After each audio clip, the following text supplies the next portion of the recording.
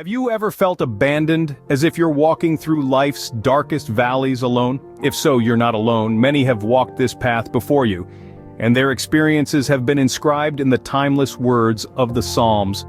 Today we embark on a journey into Psalm 13, a heartfelt cry of one who has tasted the bitterness of loneliness and despair. This psalm, like a beacon in the night, speaks directly to anyone who has ever felt alone or abandoned. It's a profound piece of scripture that echoes through the ages, reverberating with raw emotion and human vulnerability. Over the next few moments, we will delve into each verse and unravel its deeper meaning. We will explore the questions it poses, the emotions it evokes, and the comfort it offers. So, let's embark on this journey together, dive into the profound wisdom of Psalm 13, and find the light in the midst of darkness. Let's start with the first verse, a cry of despair. How long, Lord, will you forget me forever? How long will you hide your face from me? These words convey a profound sense of abandonment and despair. The psalmist feels forgotten, as if left in the dark with no visible sign of divine presence.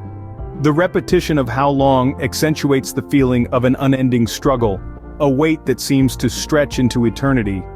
It's as if time itself has become an adversary, adding weight to the burden of loneliness. What's striking here is the raw human emotion expressed in this verse. It's a universal feeling, isn't it?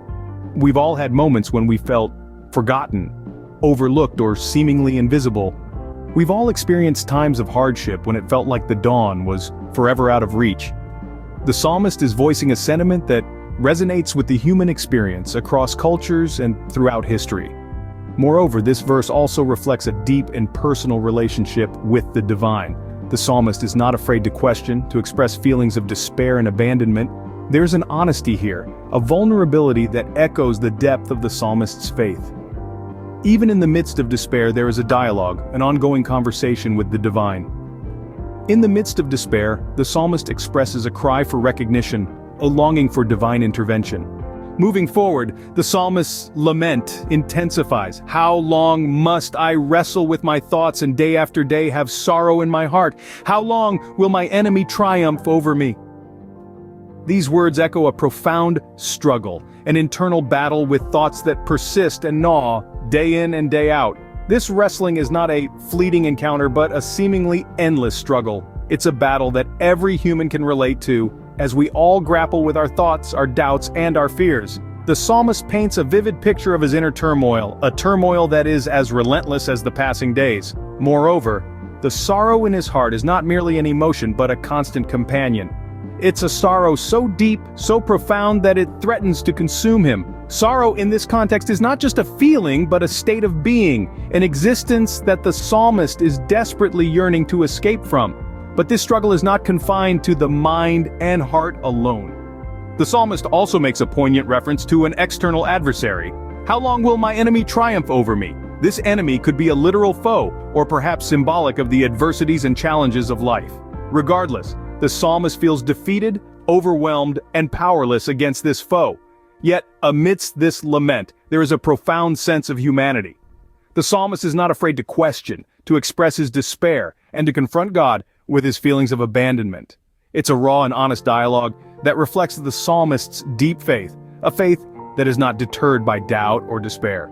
In the heart of this lament, we see a man in deep anguish, but we also see a man of great faith.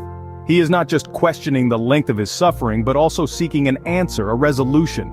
He's yearning for relief, for a change in his circumstances, for a respite from his constant battle.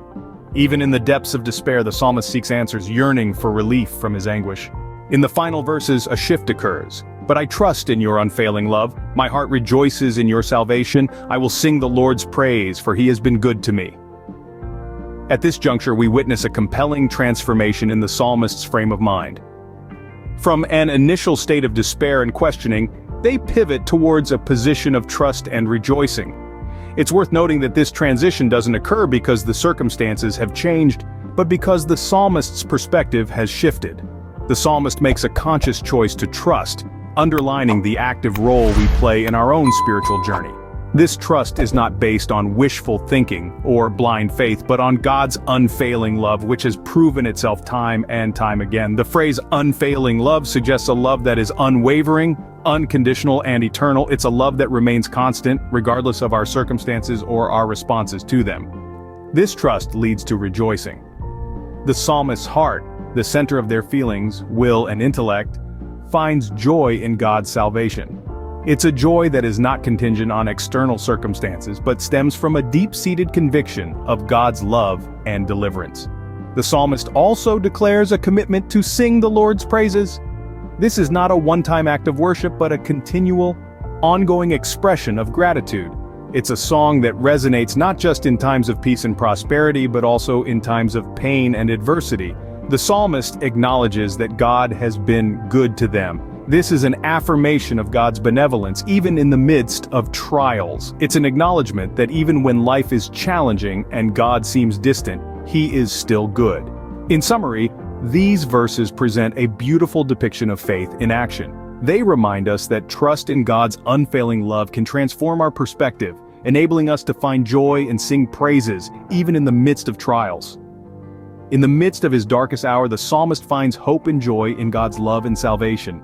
Psalm 13, a profound journey from despair to hope, offers insights into human existence and our relationship with the divine. This Psalm's 6 verses are a microcosm of the human condition, capturing the essence of our struggles, our fears, our hopes, and our faith. Psalm 13 begins with a cry of desperation. The psalmist feels forgotten, abandoned by God. His heart is heavy, his spirit low. It's a raw, honest portrayal of human suffering and despair, something each of us can relate to at some point in our lives. But the psalmist doesn't remain in despair.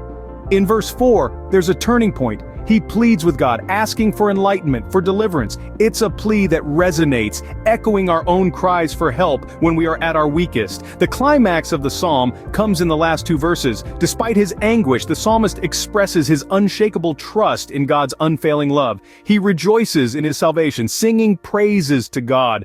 It's a startling transformation, a journey from despair to hope, beautifully encapsulating the power of faith.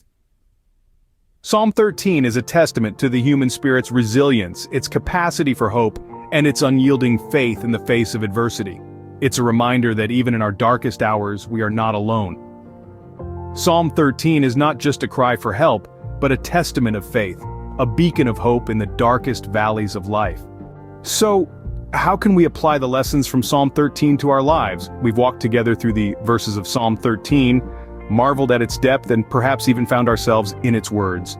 Now, it's time to take these lessons to heart and see how they can influence our lives. Psalm 13 is a powerful reminder that even in the midst of our most challenging times, we are never truly alone. The psalmist starts with a cry of despair, feeling abandoned and forgotten. But he doesn't remain in that state of despair. Instead, he turns to faith and hope, trusting that God will deliver him. Think about this the next time you're going through a tough period. It could be a personal struggle, a professional setback, or a sudden loss. Understand that it's okay to feel overwhelmed, to question, and to cry out.